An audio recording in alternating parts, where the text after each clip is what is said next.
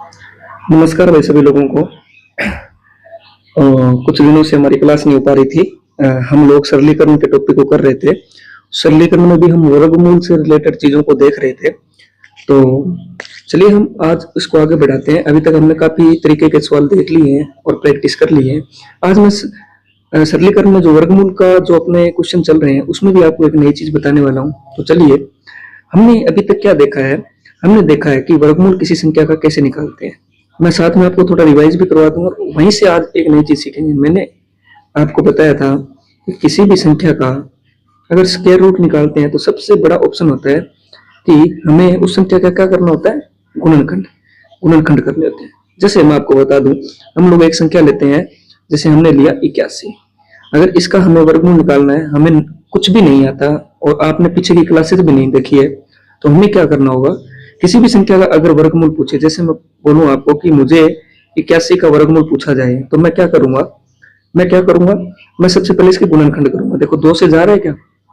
और गुणनखंड कैसे होते हैं? गुणनखंड में बेटा भागफल को लिखा जाता है। इसमें सबसे पहले 2 से लगते हैं। 2 से भाग नहीं जा रहा है, 3 से जा रहा है बेटा।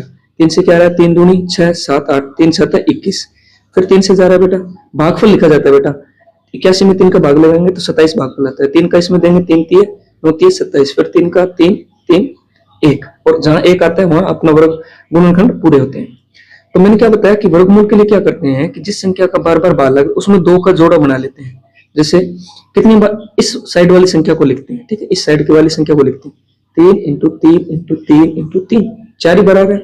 फिर बेटा 2 के जोड़े बना लेते हैं, ठीक है। वर्गमूल का सिंबल ये होता है बेटा, वर्गमूल का सिंबल क्या होता है? ये, ठीक है। तो हम इसको 81 को और क्या लिख सकते हैं? देखो 81 का हमने ये कर लिया, देखो 3 3 9 9 30 27 27, कैसे गुणा के रूप में लिख सकते हैं बेटा।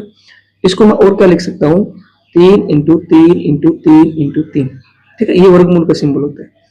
फिर क्या करेंगे? 2 के जोड़े, 2 का जोड़े में से एक बाहर आ जाता है बेटा। देखो इसमें से भी आ जाएगा, इसमें से भी आ जाएगा, अंदर कुछ बचेगा नहीं, तो वर्गमूल ऊपर वाला क्या हो जाएगा? ऊपर वाला खत्म हो जाएगा, ऊपर वाला खत्म हो जाएगा, क्योंकि जोड़े पूरे बन रहे हैं बेटा, ठीक है। तो 1 3 इससे बाहर आया, 1 3 इससे, 3 3 9, तो हमारा इसका वर्गमूल क्या हो जाएगा? 81 का 9। समझे बेटा? मतलब गुणनखंड करके देखते हैं। तो चलिए आज मैं आपको नई चीज सिखाने वाला हूँ, वो इसी से रिलेटेड है, वो इसी से मिलती जुलती चीज है और इसी से आपको सीखने का कुछ मिलेगा। तो क्या चीज है वो? तो चलो हम लोग अभी बताता हूँ। अभी देखो, देखो हमेशा देखो क्या होता है, मैंने आपको बताया कि गुणनखंड में पूरी पूरी संख्याओं का जोड़ा बनता है। जैसे a into A into B into B. अगर ये वर्गमूल में है तो इसमें से एक a बाहर आ जाएगा, इसमें से एक b बाहर आ जाएगा। तो वर्गमूल क्या हो गया बेटा? a into B. यही बात समझाई मैंने आपको, ठीक है। अच्छा, क्या सर ऐसा भी हो सकता है कि कोई संख्या ऐसी हो जिसके जोड़े पूरे न बन रहे हो? चलिए करते हैं। जैसे मैं आपको बोलूं कि मुझे संख्या, जैसे मैं आपको क्वेश्चन लेता हूं, संख्या 24 का वर्गमूल ज्ञात करें।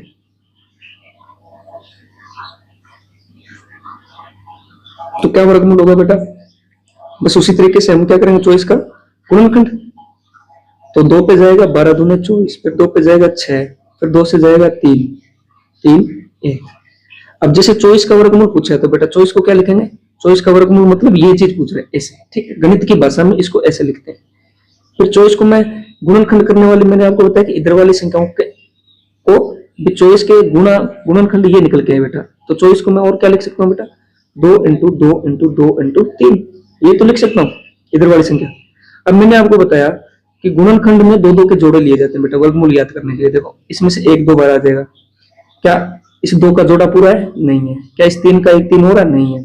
तो बेटा जो बाहर आ सकता है वो तो बाहर निकालो। इन 2 से 2 से 1 2 बाहर आ गया। अंदर क्या बचेगा बेटा? अंडर रूट में बचेगा 2 इंटू 3। देखो इसका भी जोड़ा पूरा नहीं, इसका भी जोड़ा पूरा नहीं है, तो 2 इंटू 3 लिखूं या 3 दूनी 6 लिखूं? समझ पाए बेटा?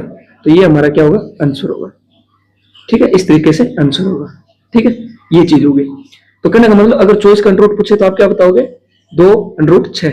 ये कैसे पता चला? कि हमने पहले इसके गुणनखंड किए, फिर इसमें देखे 2 के जोड़े, एक ही 2 का 2 जोड़ा बाहर आ रहा था तो 2 इससे बाहर आ गया, और जो बच रही संख्या वो अंडर रूट के अंदर, 3 दूनी 6, ठीक है।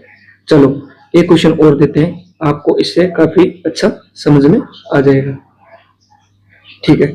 अब क्वेश्चन लेते हैं। मैं आपको लिखता हूं कि मुझे 82 का वर्गमूल ज्ञात करें। आज आपको बेसिक बता रहा हूँ थोड़ा सा वर्गमूल में, इसलिए हम क्वेश्चन नहीं कर रहे हैं। तो आप 82 के लिए सबसे पहले क्या करोगे कि सर आपने बताया था 82 के गुणनखंड करेंगे।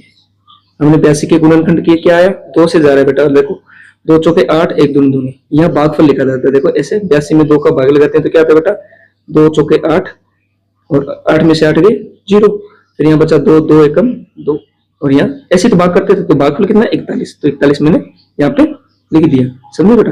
तो इस तरीके से हम इसको भागफल में लिखते हैं, बिल्कुल 0 से बता रहा हूँ बेटा, इससे 0 में आपको कोई नहीं बताएगा।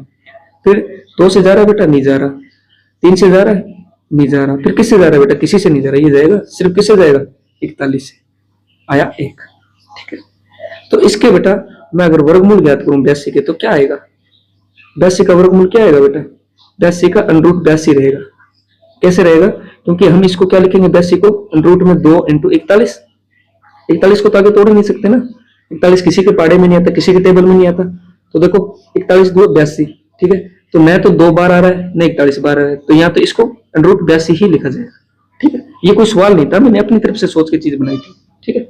चलिए मैं आपको एक कोई बड़ी संख्या बताता हूँ जो मैं सोच के नहीं बता रहा, एक आपको क्वेश्चन करवाने के हिसाब से बता रहा हूँ। जैसे मैं आपको कहूँ, इसी क्वेश्चन को ले लेते हैं, अगर मैं आपको कहूँ 142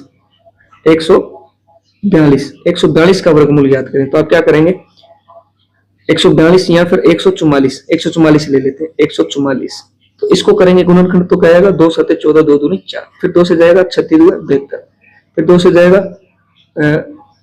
8 दूनी 16, 18 × 2 = 36, 2 में 18 और फिर जाएगा 3 से 3 3, ये तो पूरा पूरा चला गया बेटा, ठीक है। तो इसका अपने को पता है 144 का वर्गमूल क्या होता है बेटा 12 होता है, क्योंकि इधर से 1 2 बार आया, यहाँ से भी 1 2 बार आया, यहाँ से 1 3 बार आया, इनका गुणा करेंगे 3 दूनी 6, 6 दूनी 12, ठीक है। तो ये मैंने थोड़ा ले लिया गलत, मतलब इसका वर्गमूल सही से बन रहा था, तो अभी आपको अलग से करवाता हूँ मैं एक क्वेश्चन जिसमें वर्गमूल पूरा पूरा नहीं जा रहा हूँ। तो चलिए मैं लेता हूँ, इसको लेते हैं 184 का वर्गमूल।